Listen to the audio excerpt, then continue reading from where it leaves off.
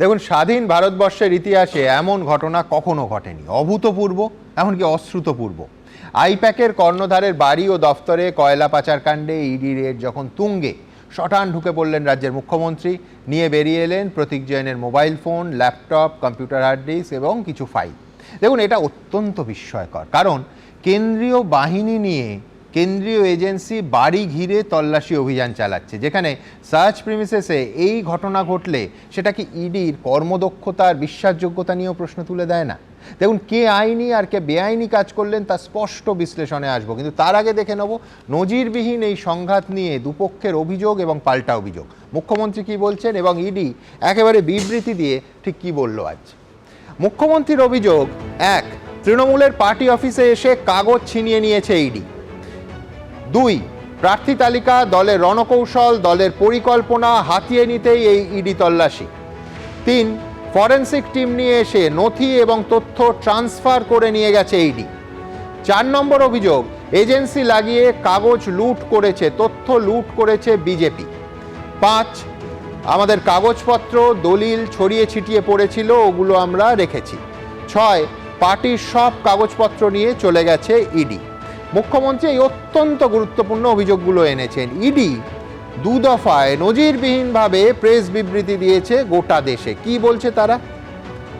ইডির দাবি: 1, প্রমাণের ভিত্তিতে তল্লাশি হয়েছে, কোনো রাজনৈতিক প্রতিষ্ঠানকে টার্গেট করা হয়নি। 2, আর্থিক তছরূপের তদন্তে তল্লাশি, নির্বাচনের সঙ্গে এর কোনো সম্পর্ক নেই। 3, হাওয়ালা টাকার সঙ্গে জড়িত সংস্থাগুলোর মধ্যে একটা হলো আইপ্যাক। ইডির 4 নম্বর দাবি: বিশাল সংখ্যক পুলিশ অফিসার নিয়ে মুখ্যমন্ত্রী ঢোকার আগে পর্যন্ত সব কিছু শান্তিপূর্ণভাবে হচ্ছিল। 5, মুখ্যমন্ত্রী এবং রাজ্য পুলিশ জোর করে নথি এবং ইলেকট্রনিক এভিডেন্স নিয়ে নেয়।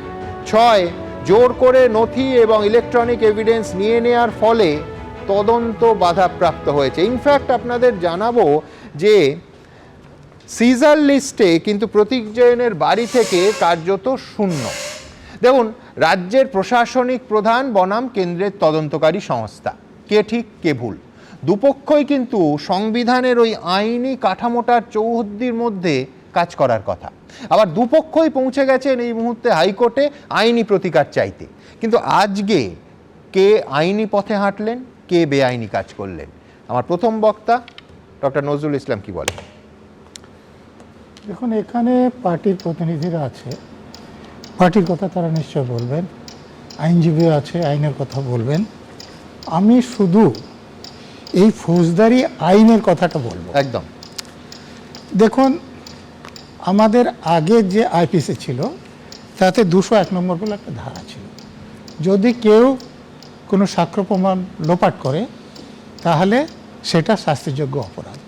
সেই ধারাটা এখন হয়েছে 238 বিএনএস, এবং সেখানে এ বি সি 3টে ক্লজ আছে, এবং কোন ক্লজে সব থেকে 7 বছর বেশি সাজা আছে, এবং সব থেকে যা সাজার জন্য অপরাধটা ঢাকছে তার 1/4 বছর 2 এরকম সাজা হবে। তো এই যে অপরাধ যেটা হয়েছে, দেখুন, মুখ্যমন্ত্রী ওখানে ঢুকেছেন, ঢোকার আগে পুলিশ কমিশনার সেখানে গিয়েছেন, এবং পুলিশ কমিশনারের উপস্থিতিতে, অন্য পুলিশ অফিসারদের উপস্থিতিতে মুখ্যমন্ত্রী অস্বীকার করছেন না কিছু নিয়ে আসেননি, বরং তিনি বলছেন যে তিনি আপনারা ফাইল তো দেখাচ্ছেন, তার সঙ্গে যে মোবাইল নিয়ে এসছেন, ফোন দেখাচ্ছেন, হার্ড ডিস্ক নিয়ে এসছেন, ল্যাপটপ দেখাচ্ছেন, এগুলো নিয়ে এসছেন। অর্থাৎ মুখ্যমন্ত্রী স্বীকার করছেন নিয়ে আসছে। অতএব এই 238 ধারার অপরাধ মুখ্যমন্ত্রী অস্বীকার করতে পারবেন না, এবং এই ধারাতে পুলিশ কমিশনার সমেত অন্য যে পুলিশ অফিসার ছিলেন তারাও পড়বেন। এবং সল্টলেকের যেখানে দেখবেন যে আপনারা যেটা দেখাচ্ছেন, সে লোকটির নাম আমি এখনো জানি না, কিছু ফাইল নিয়ে একটি গাড়িতে এসে তাকে পরিচয় জিজ্ঞাসা করলে তিনি কিছু বলছেন না, কিন্তু ইডির লোকেরা বলছেন যে তারা পুলিশের লোক। সত্যি পুলিশের লোক কিনা আমি জানি না, কিন্তু যদি হয় তাহলে এই পুলিশের লোকেরা মুখ্যমন্ত্রী, এই যে আমি ধারায় কথা বললাম সেই ধারা সল্টলেকেও মামলা হবে। মুখ্যমন্ত্রী বলেছেন ফাইল ছড়িয়ে ছিটিয়ে পড়েছিল, আমরা তুলে রেখেছি। দেখুন, আমি অনেক দিন আইপিএস অফিসার হিসেবে কাজ করেছি, তাতে রেড করেছি। আমি যদি একটা জায়গায় রেড করি, সেখানে আমার অনুমতি ছাড়া কেউ ঢুকতে পারবে না। আর আমার অনুমতি ছাড়া কেউ কিছু নিতে পারবে না। এটা হচ্ছে আইন, যদি কেউ নেয় সেটা বেআইনি। নজরুলদা এই বিবৃতিতে বলছে ফোর্সফুলি নেওয়া হয়েছে, তো সেটা তার মানে কলকাতা পুলিশ সেন্ট্রাল বাহিনীর ওপর ফোর্স প্রয়োগ করলো। কেউ ছিনতাই বলছে, কেউ চুরি বলছে, এটা ডাকাতি সেকশন আসবে। যদি রাজ্য পুলিশ যেহেতু সল্টলেক 5 জন বা তার বেশি লোক হয়, 4 জনের কম হয়, তাহলে রবারি সেকশন আসবে। এটা বাড়তি রবারি অথবা ডাকাতি আসবে, এটা চুরি ছিনতাইয়ের সেকশনে আসবে না, জোর করে ফোর্সফুলি নিয়েছে যেহেতু। কিন্তু এখানেই শেষ নয়, আরও ধারা আছে। আমি আপনাদের অনুরোধ করব যে বিএনএসের 132 নম্বর ধারা, এর আগে একটা আলোচনা আপনাদের বলেছিলাম, 121 নম্বর ধারা, পাবলিক সার্ভেন্টকে তার ডিউটি করা থেকে বাধা দিলে এই দুটো ধারা আছে। গ্রিভান্স হার্ট হলে একটা ধারা হবে, গ্রিভান্স হার্ট না হলে অন্য ধারাটা হবে। অতএব পাবলিক সার্ভেন্টকে যে ডিটার করা হয়েছে এটাও কগনিজেবল নন ভেলেবল অফেন্স। এই ধারা থেকেও মাননীয় মুখ্যমন্ত্রী এবং পুলিশের অফিসাররা, এখানে যেমন কমিশনার গিয়েছিলেন, ওখানে ডিজিকে আপনারা দেখাচ্ছেন, ডিজি থেকে আরম্ভ করে পুলিশের যে লোকার আছে তাদের বিরুদ্ধে এই মামলা হবে। আমি আর একটা কথা বলছি, বলা হচ্ছে যে ইডির বিরুদ্ধে এফআইআর করা হয়েছে বা করা হবে। যাই হোক, আমি বলবো পুরানো আইপিসিতে 211 নম্বরের একটা ধারা ছিল, সেটা এখন 248 নম্বর ধারা হয়েছে। এই ধারায় বলা হয়েছে কোনো লোক যদি কারোর বিরুদ্ধে মিথ্যে মামলা করে, তাহলে যিনি মামলা করবেন এটা যদি দেখানো যায় যে মিথ্যে মামলা করেছেন, তাহলে তার বিরুদ্ধে এই চার্জটা হবে, তার সাজা হবে। অর্থাৎ ইডির বিরুদ্ধে কেউ যদি মামলা করে, তো যে পুলিশ অফিসাররা করবে তারা কিন্তু ফাঁসবেন। আচ্ছা, এরপরে আমি একটা কথা বলবো।